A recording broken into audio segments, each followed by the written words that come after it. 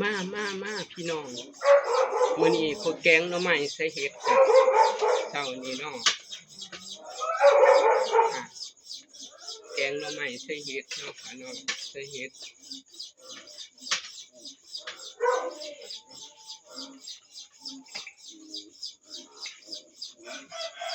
แกงหน่อไม้ใส่เห็ดช่วงเช้า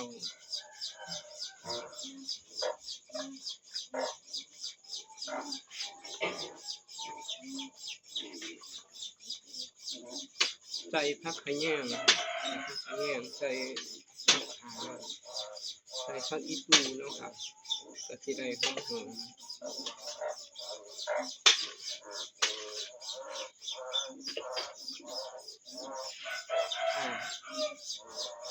ใส่ผักขะแยงบ้านเฮาหอมจัดพี่น้อง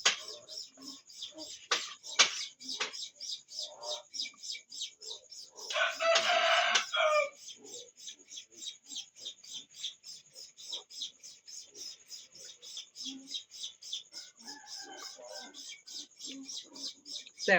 ซ่บค่ะมาช่วงเช้ามากินข้าวเช้านำกันเด้อจ้ะพี่น้องเด้อ